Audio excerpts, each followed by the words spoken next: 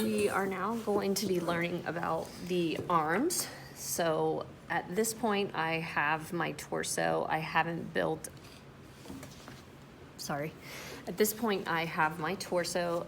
I don't have any like muscle structures for the torso in terms of the abs or pecs, or if you wanted to do a female, you can do breast. That's totally up to you. But we're not getting like highly realistic. I still need to do a little bit of work on my back, especially where my shoulders are, but I'm trying to just get us a little bit further along while I'm making mine too. So I told you that the waist should be kind of the skinniest part here, and then it widens out to the hips, skinniest part, and then it widens out to the shoulder. So the packet, it's going to show you some different muscle structures of the arm. This one's really nice to look at. This one's really nice to look at. For this arm, you can see that you really don't have to add much of the plaster to your piece. Okay, and you can also see that the hand doesn't have a lot of detail in the same sense. It's just like the foot where we're sculpting it pretty generically. So it kind of looks like it has a mitten on. I did do a tiny little piece out here for a thumb. That's not necessary, but you can try it out if you'd like to. So I mentioned before that you have very little to add to the wrist. So even on this one, I think I just used loose plaster to kind of smooth it and build it up a tiny bit. Most of my wrapping was in the upper arm. So I did cut up some little strips here, and then I have still my larger ones in this bin, and I do have my loose plaster. If you notice there's any like really bulky parts on your piece, I have showed this to several of you or talked about it, you can try to cut them off with pliers. Sometimes if it's really large, you have to like clip where it's large and then twist it, and that can kind of help you break it off. Okay, so I'm gonna start on the shoulder area first, and that's gonna be your bulkiest part of the arm where the shoulder connects to the torso. So I am gonna do like a wrapping there, so you know, just all the way around. I'm also gonna build it up slightly at the top here. So I'll take, if your plaster strips are bigger than 1 inch by 1 inch, you're really gonna have a hard time making this the right size. So they need to be cut down if yours are larger than that.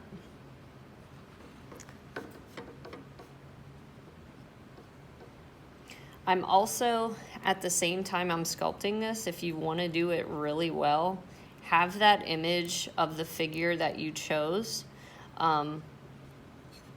in front of you as well.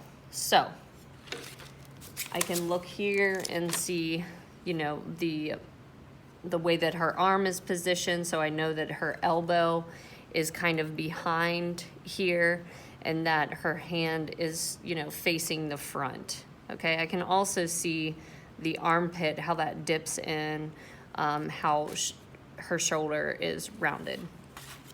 So really, for my armpit, I might even take those pliers and try to kind of dig into there and remove some of that.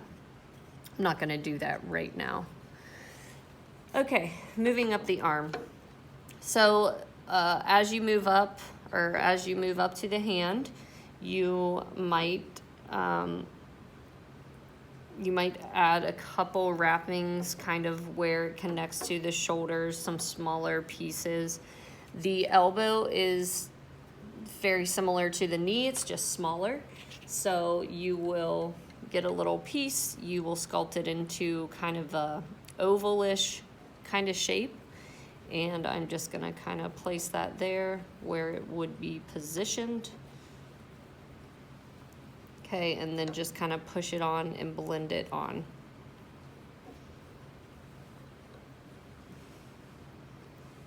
So you can make your person a little bit more muscly if you'd like. It's not necessary, but you can build it up. I know some of you asked to do that.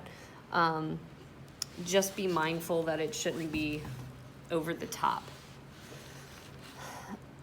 So I'm going to add to the top of the arm here, because for the top of the arm, that's kind of where you're getting the bulkiness, and I kind of mentioned that before. So I'm going to continue to build this up and slowly kind of add very little to here, just more smoothing. I'm going to show you how to do the hand. So I'm going to start with a piece kind of this size. When I make it, I'm going to fold it. I'm going to fold it a few times so it kind of looks like that. And then I'm just going to place it on here. And again, it's facing frontward. And then I'm just going to, you know, really get that blended into the arm. Think about your own hand where your knuckles are the widest point on your hand. And then kind of it narrows in as it goes to the tip of the fingers. So I have the start of it. I'm also going to be adding a little bit more to the tip. So I've cut up some small strips, and you know, if you don't get it, it's always good to do the smaller strips and then add more if you need it. So I'm going to do it in the same way, just kind of add on to what I already have. It's really getting kind of close to where I need it to be. So I might add a tiny bit more to it, but you don't want to add a lot to the top of it, because that's going to change the proportion of the figure. Lastly, I just wanted to show you for the neck. So you can cut up some strips that are more like half this size, where you would cut it here. I'm going to just fold mine over there. If you don't have a thin wire here, it can be challenging. And I also want to point something out on mine, which some of you might be running into, is that your neck is actually not completely centered to the body, okay?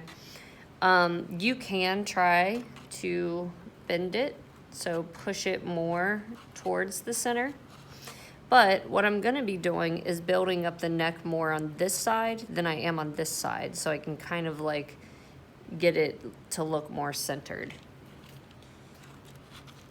So I'll take a, you know, piece like this, and I'll be focusing more just on that side. So you want that to just be more rounded. So it is very, like, you'll just be wrapping basically for the neck. You're not trying to make like muscles or anything.